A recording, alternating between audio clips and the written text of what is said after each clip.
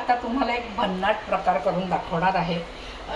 ते आहे मटकी जी असते ना आपली मोड आलेली मटकी, तिला आपण शिजवून घेतो. त्यावेळेला त्याचं पाणी आपण बाजूला काढून ठेवायचं आणि त्या पाण्यापासून एक भन्नाट मस्त प्रकार बनतो. तो आहे कढण. त्याला तुम्ही सुपही म्हणू शकता. तर असं हे कढण मी तुम्हाला करून दाखवणार आहे. त्याच्यासाठी आपल्याला काय साहित्य लागतं ते आपण बघूया. तर हे आहे मटकी उकडून काढलेलं पाणी. हे मटकीचं पाणी आहे.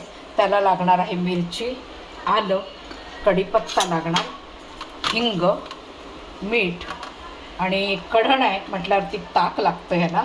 तर हे ताक आहे आणि साजूक तूप आणि त्याला जिऱ्याची फोडणी. तर जिरं लागणार आहे. या एवढ्या साहित्यातनं मी तुम्हाला छानसं कढण बनवून दाखवते. चला पुढच्या तयारीला लागूया. पातेलं आधी ठेवायचं आहे. त्याला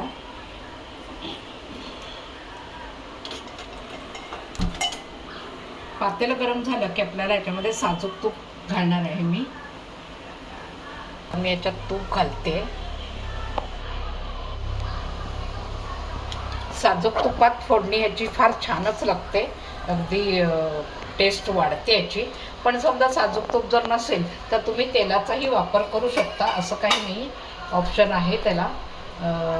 आता हे तूप तापलं की आपल्या ह्याच्यामध्ये जिरं घालणार आहे मी. जिरं मात्र जरा जास्तीच लागतं. जिरं घालते. जिरं जरा जास्त घालायचं म्हणजे छान दाताखाली येतं आणि छान लागतं ते. त्याची टेस्टच छान येते जिऱ्याची. आणि आता ह्याला हिंग घालायचं आपल्याला. हिंग झाला की ह्या मिरच्या घालायच्या. मिरच्या चांगल्या तडतडल्या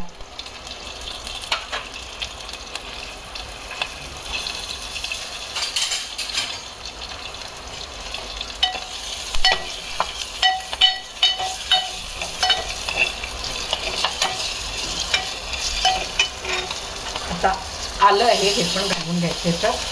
आणि कढीपत्ता लागणार आहे. कढीपत्ता घालायचा. कढीपत्तासुद्धा जरा भरपूर घालायचा त्याला, कारण कढीपत्त्याचा वास जो असतो तो छान सुगंध येतो कढीपत्त्याचा. त्याला उकळी झाली फोडली. आता ह्याच्यामध्ये आपल्याला हे जे पाणी काढून ठेवलं होतं मटकीचं ते आपण ह्याच्यामध्ये घालून घेणार आहोत. आता याला छान उकळी आणायची आहे आणि ह्याच्यामध्ये मीठ घालायचं आता.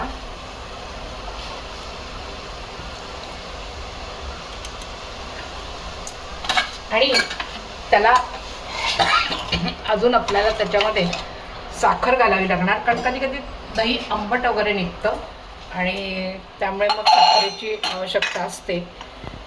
गोड दही असलं तरीसुद्धा साखर घालावी लागते, कारण त्याला जे छानशी अशी आंबट गोड चव येते. तर थोडी साखर घालायची, 2-3 चमचे आपल्याला याच्यामध्ये. आणि फार सुंदर कढण हे तयार होतं. अगदी भन्नाट लागतं चवीला. बघा, तुम्ही कधी केलं नसेल तर नक्की करून बघा. खूपच सुंदर लागतं. चला, इथे बघा आपल्या ह्याला उकळी आलेली आहे. आता याच्यामध्ये दुसरं काही लागत नाही, म्हणजे हळद बिळद असं काही टाकायचं नाही, कारण आपण ताक घालणार आहोत याच्यामध्ये. त्याचा रंगच वेगळा असा दिसतो, पांढरटसर. आता हिला उकळी आली आहे छान. आता हे थंड होऊ द्यायचं आहे, गार होऊ द्यायचं आहे आणि मग ह्याच्यामध्ये आपण ताक घालणार आहोत. ते झाले तर मी याला थंड करते, मग पुढे दाखवते. ते मुगाच्या पाणी आपण ते काय फोडणीला घातलं होतं हे तर थंड झालं आहे. त्याच्यामध्ये आपण ताक घालणार आहोत. तर ताक असं ढवळून घ्यायचं, नाही तर वरती पाणी आलेलं असतं. आणि ताक फार पातळ नाही करायचं, दाटच असं ठेवायचं ताक. आणि जितकं पाहिजे तितकं आपल्याला ताक घालून घ्यायचं आहे, फार पण घालायचं नाही. बघायचं आपलं किती पाणी आहे, त्या हिशोबाने आपल्याला ताक लागतं घालायला.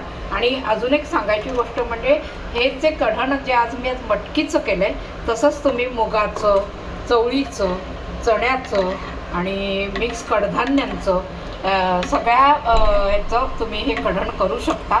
फक्त एवढंच आहे की ते शिजवायचं आणि त्याचं पाणी बाजूला काढून घ्यायचं आणि मग त्याचं तुम्ही कढण तयार करायचं. सगळे जे आहे ते प्रत्येकाची वेगवेगळी चव लागते. मटकीचं कढण केलं तर अगदी छान मटकीची चव येते त्याला, आणि मुगाचं केलं, मिक्स कडधान्यांचं केलं तर प्रत्येकाला चव अगदी भन्नाट येते. तर तुम्ही बघा हे करून, आणि मला तुम्ही पण करा, आणि मला कसं झालं आहे, तुम्हाला आवडलं का, कशी चव लागली आहे, तर ते मला कमेंट्स बॉक्समध्ये नक्की कळवा. आणि मला लाईक करा, शेअर करा आणि सबस्क्राईब करा, आणि नवनवीन व्हिडिओ बघत राहा. बाय.